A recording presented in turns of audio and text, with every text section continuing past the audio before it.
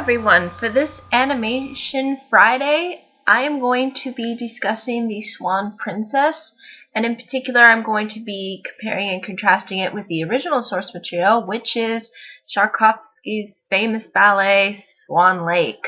So, without further ado, let me get started, but before I mention anything further, I just wanted to address that this will probably be the last original source material versus film adaptation that I'm going to be doing for a while.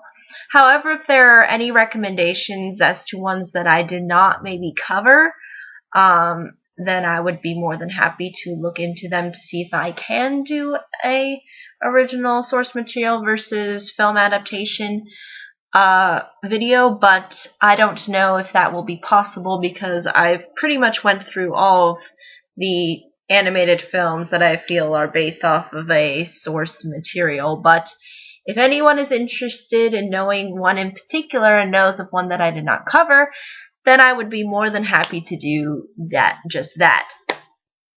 So without further ado, let me discuss the Swan Princess and how it compares and contrasts to the original source material. Now, I will say that there are conflicting plot points that sort of go on with the research that I've been using, because one source from one website will say that this happened, and then another source will say that this happened, but for the most part the majority of the important plot points are there and consistent. It's just some aspects say something different. And I don't know if there's various adaptations to the ballet itself, but I think the overall product is pretty much the same. It's just some little details are a little bit different in some research material when I was doing research on the original source material. So I will try to go over this in the most consistent way that I possibly can. So without further ado, let me discuss from what I've researched what ultimately is what the original source material was trying to say. And since I've seen the film, I don't really need any context for it. So basically, the film starts out already way differently than the source material. It literally starts off with Odette and Prince Derek, which again is a different name than the original source material, being young companions to be set up to be married eventually, because they have these two parents who want to spread their line and think that, yeah, our kids can do it. And this kind of brings up the point as to why can't they be the ones to get married if they seem to get along just fine and they seem to have some kind of chemistry. I don't know why. But I guess because maybe they're just too old, and maybe the whole idea is to have a couple that can create offspring, so I don't really know. But really that's how the plot sets itself up for the film adaptation, The Swan Princess. But in the original work, it literally starts off with Prince Siegfried, who is the prince character in the original source material, turning 21, the ripe age of 21, and basically there is sort of a dedication to him and celebration for him, and sort of like a celebration of him becoming a man. Like, they kind of make it seem like he's really transitioning into adulthood, which does make sense for maybe the time period that they're trying to set this up in, because again, not a lot of people lived a fairly long lifetime, so you probably had to, grow up at a fairly younger age maybe than what we consider adult now. So 21 was that age during that time, I guess. And basically, from the original source material, from what I could tell, his mother, for his birthday, sort of gives him a crossbow, and this crossbow is sort of supposed to symbolize his manhood, and sort of, I guess, the responsibilities that come with manhood. And he decides to take this crossbow and go out with his buddies hunting.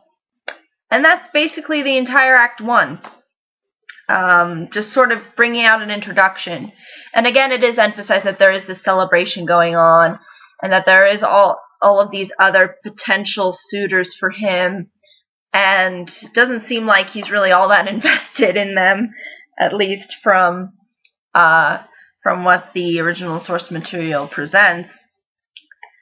And in the film adaptation, it is emphasized in the beginning that when Odette, who is the princess within both works, is introduced to Derek at a fairly younger age, it does create a sense of sort of development with the characters. So that's really present within the film, and they really don't like each other. I mean, they really emphasize the aspect that as kids they really don't like each other. And then eventually they start to have feelings for each other, and then eventually Derek decides to propose, but Odette refuses him because, and I quote, he literally says this, and this is really a just horrible line, but he says it, and she's like, is beauty all that matters to you? And he goes, what else is there? Probably the worst line. Probably the worst line in the entire movie. I'm just like, oh my gosh, like really? You just said that? You couldn't have said anything else. You couldn't have brought up anything else, like, just to even, like, hide it. It was pretty hilarious. But basically, she ultimately refuses him because of that, and this is when the plot shifts, and when we see Rothbard show up, although he does show up briefly in the beginning, but he's barely given any context, and they just throw him out of the kingdom anyway. But apparently he returns, kills her dad, and takes her and curses her, Odette, as the swan that she ends up transforming into. So that's really the context in the beginning of the film. But as the original work goes on, instead of Odette being introduced in the way beginning, we see her being introduced later on. And basically what happens in the original work is that while Siegfried and his buddies are hunting, he finds himself alone upon this enchanted lake, and there's a bunch of swans in there. A bunch of swans. So it is emphasized in the original work that there are multiple maidens and women that are sort of cursed to be swans. In the film adaptation, it's just Odette. She's the only one that's cursed. There's no other people that are involved in this curse. It's only her, and apparently Rothbard wants to use her as a tool so that he can put himself up on the throne in replace of her dad, basically. Which is probably a cliche as old as time, and probably works. And he has this little henchman woman too. I don't even know if she's given a name. I can't even remember if she was given a name or not. But there's sort of a different context to that in the original work, but I'll get to that later on. But basically in the original work, there's apparently a swan with a crown on it. And that swan with the crown at dusk turns into a woman, and this woman is Odette. And apparently she's not called the Swan Princess technically in the original work. She's actually called the Swan Queen. So basically it kind of emphasizes that she's like kind of the ruler of all of the other swans that are cursed, I guess. And basically,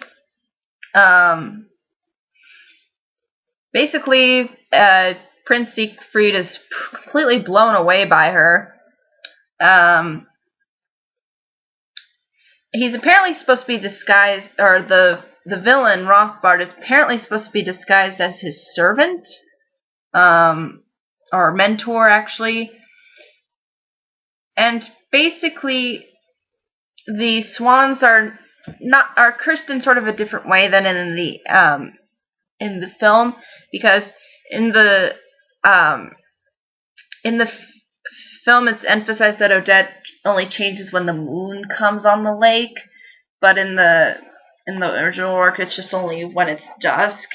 And it seems like all of the other swans don't really change. So they're kind of maybe bound to her, basically.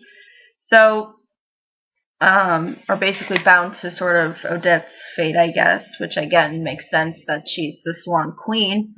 And basically, it's given context in the original work that the lake is basically tears of the parents' sorrow, or or of their weeping for those that were who have this curse put upon them.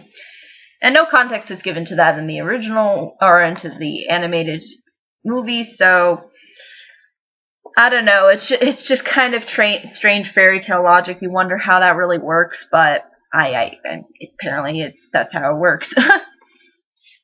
She basically explains her whole spiel of how, she's cursed and all these other people are cursed, and basically the only way that it can be stopped is if a man confesses his love, his pure, undying love for Odette in particular.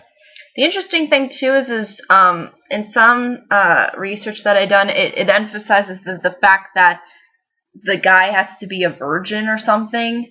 And then I guess that's maybe where the pure heart aspect comes in, like somehow, I guess a pure man must be with a pure, I guess, woman or something.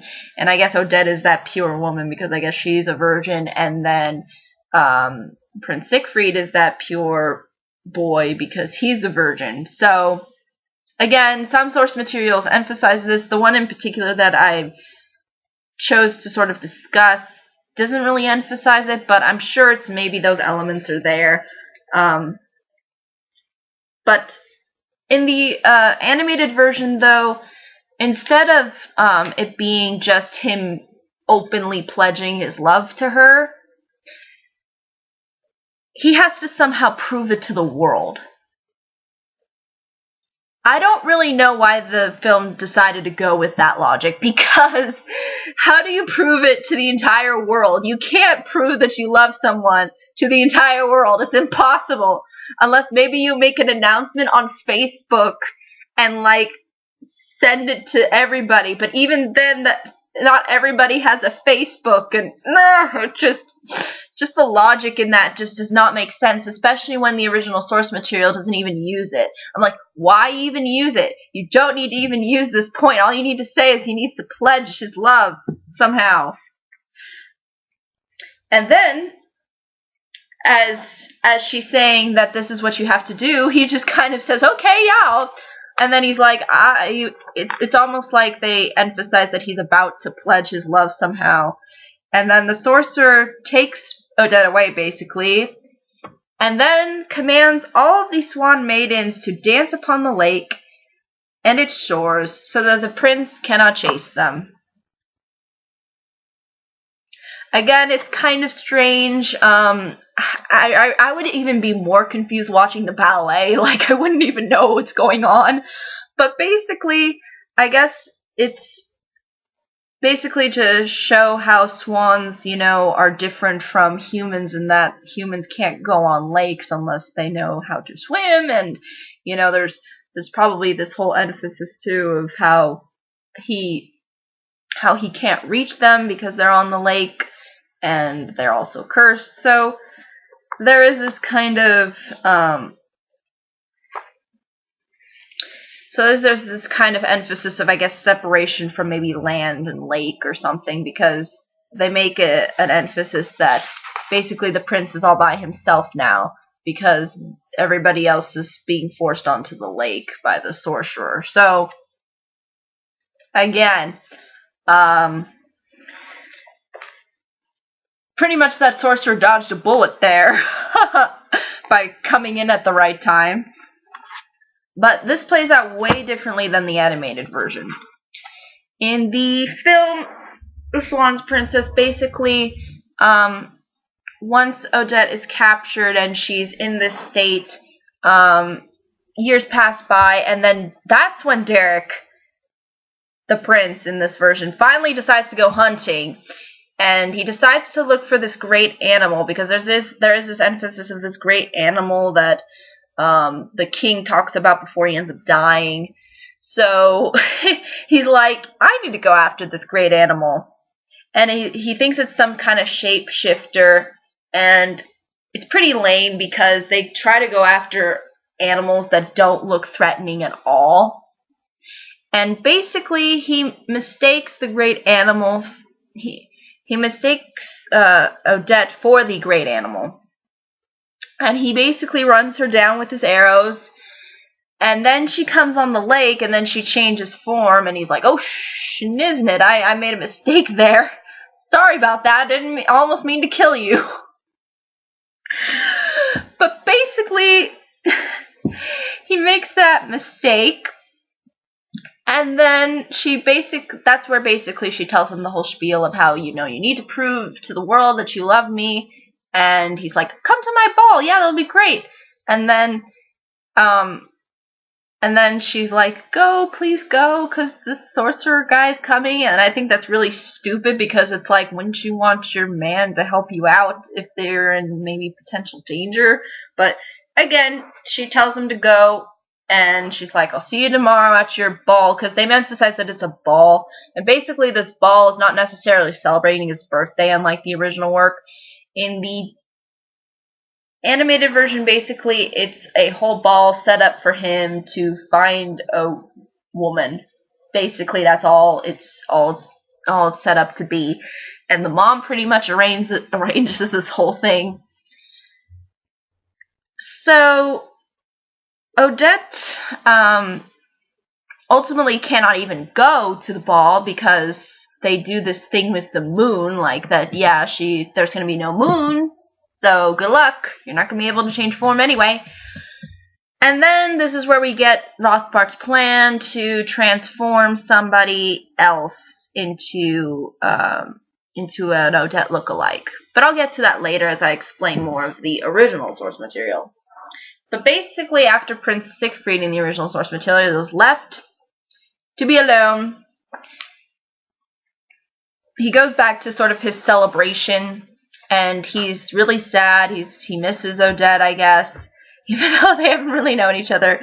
Still misses her, and the villain Rothbart ends up bringing his daughter Odile, and basically uses his magic to, I guess, disguise her as Odette. And basically what happens is that the real Odette watches from a window, similar to the animated version. I don't know, it doesn't really emphasize whether or not she's in her human form or in her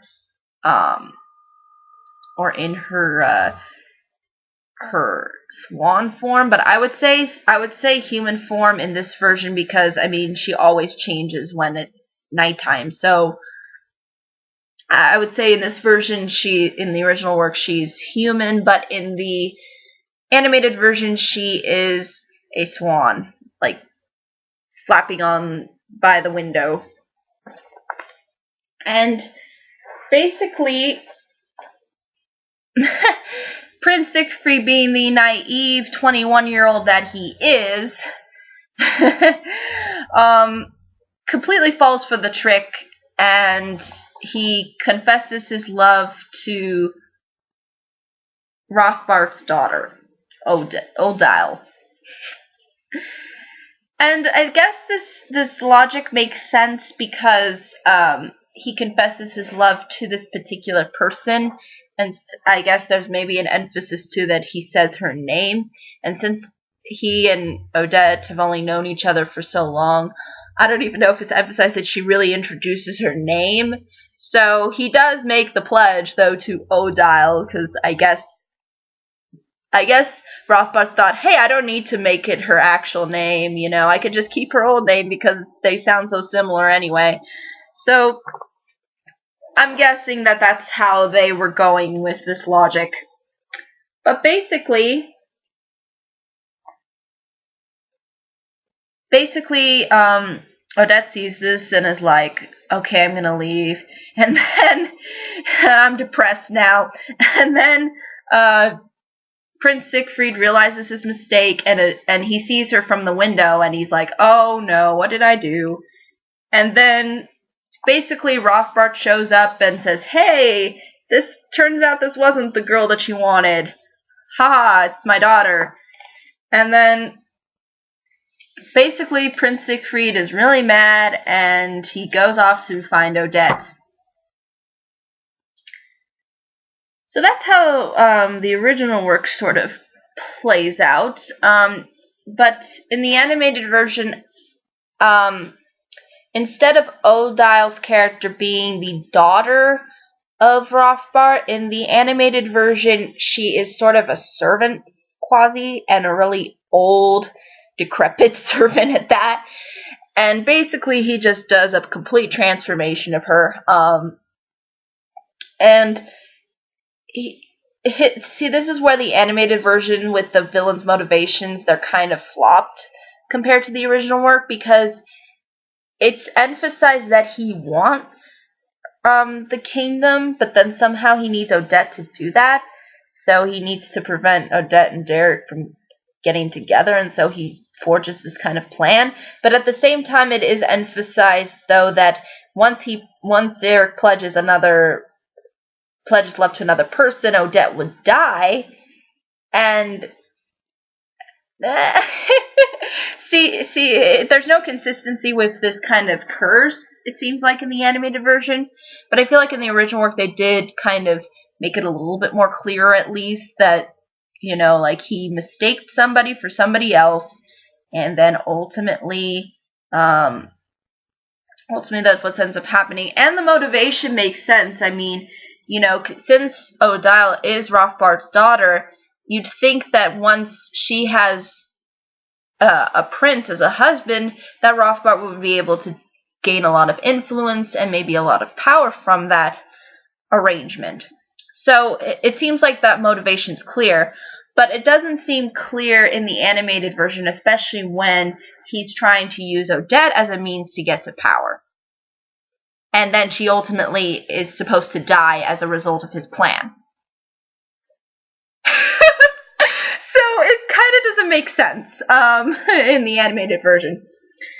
But basically, he knows her as Odette, and he claims his love for Odette, but still, that's not enough. The curse says, nope, you pledged it to this old woman.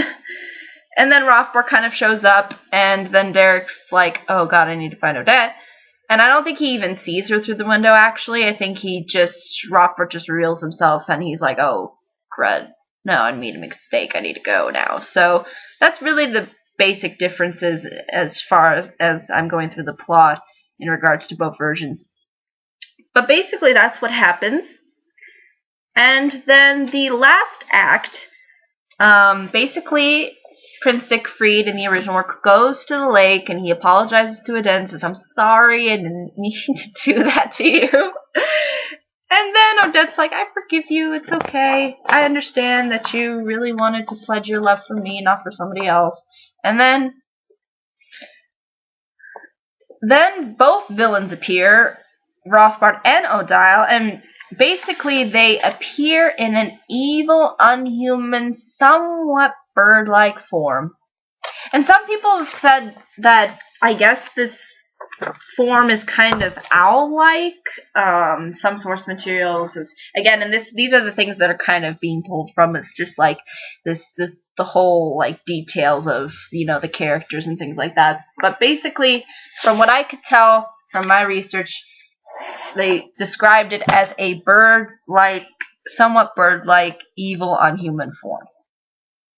And I guess this is supposed to be the great animal. And they both change into this.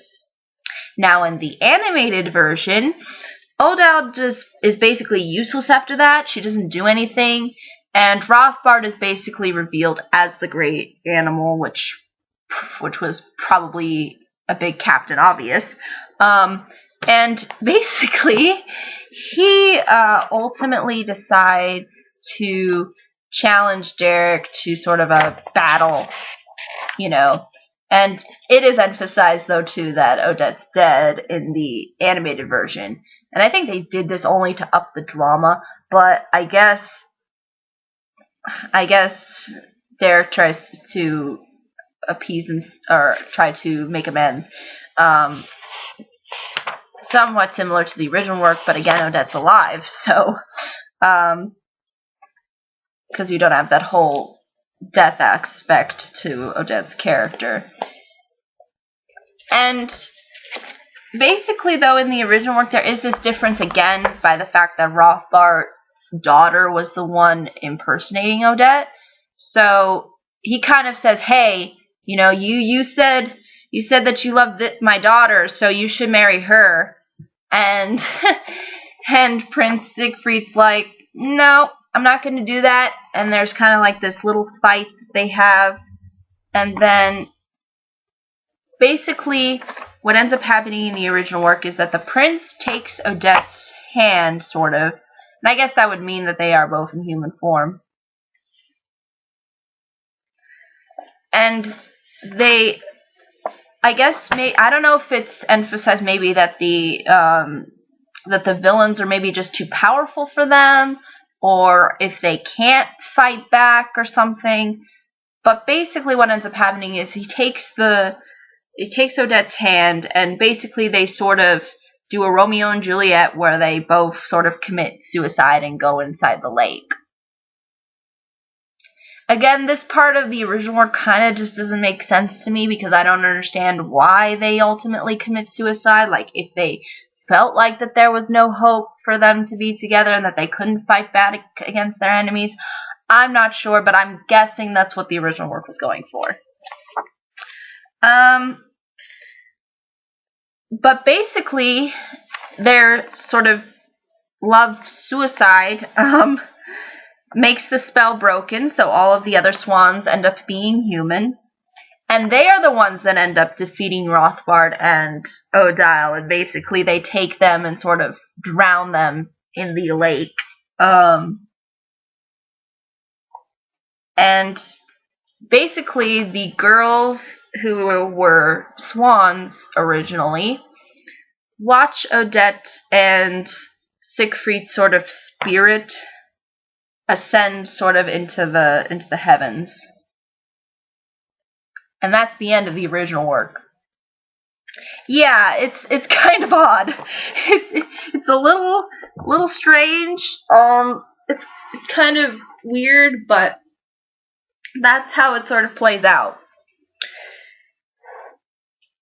In the Swan Princess movie, basically they do have the big epic fight, but again, Rothbard is the only villain here that's doing any fighting, and basically Derek does a fight with him, and he basically uses his arrow to kill off the villain, and then ultimately that somehow brings Odette back to life,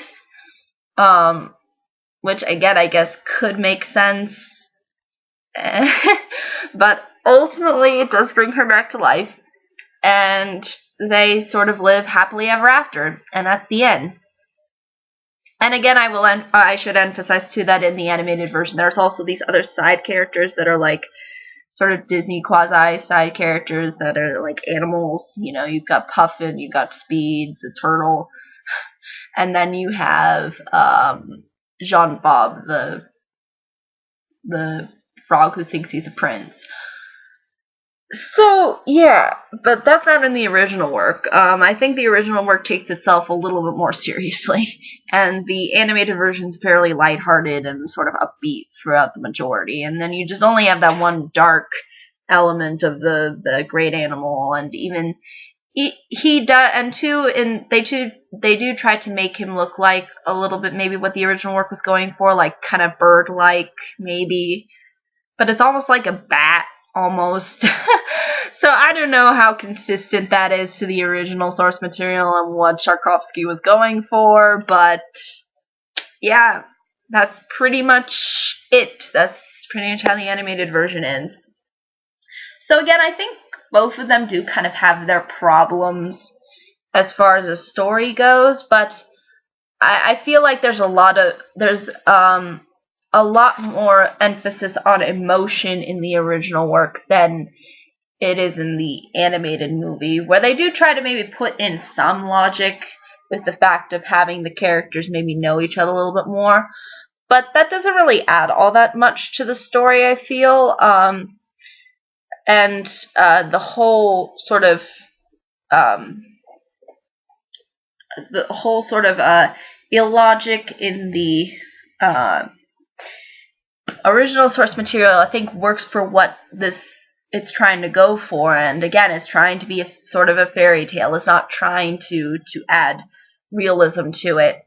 And I think the animated film tried to add realism to it, but then realized, oh yeah, this is a fairy tale, isn't it? So we've got to make some kind of, we got to add some sort of fantasy element in there. And I think they didn't really know what to do. I think at times they could have made a better product and still put some logic into it. But I think ultimately the ballet holds more weight because I think there's just a lot more symbolism, and I think there's a lot more of a emphasis on different themes, and I feel like the animated version was just trying to be really Disney and trying to go with their formula instead of, at least the formula that was going on during the time. Instead of trying to make it maybe a little bit more geared towards what the original source material was trying to say. And I think the animated version sort of suffers from that by changing things that really don't need to be changed. And you could have called him Siegfried. I mean, that's still kind of a normalish name. I mean, Derek is a normalish name. I don't know. But I don't know why they changed the prince's name, and then they changed, like, the whole point of the curse, of the curse just being a declaration of love, but in the animated version making it somehow you have to prove it to everybody, to the world, apparently. But again, and then having Odette die in the animated version, like, why did they even do that? They didn't even need to do that, and again, I think that the story was trying to be focused more on being Disney, and I think it kind of suffers from that because they don't know how to do the Disney formula well. So, ultimately, I think, though, that's really all I can say about both of these versions. If there are any questions, comments, concerns, I'd be more than happy to answer them. But this will probably be my last ever original versus film comparison. But if there are any other kinds of works that anybody else wants me to look into, I'd be more than happy to do so. There's some things that I think some people have mentioned, and I will try to look into them if I can. But I am going to try to focus on doing other things with animation and talk about various different kinds of animation, because I do want to make this Animation Fridays more focused in on animation. And I think that would be something interesting to discuss. But I will go back and do an original versus whatever source material you want me to use, if you would like. But I think ultimately that's all I can say. But if there are any questions, comments, concerns, I'd be more than happy to answer them. But until next time, everybody.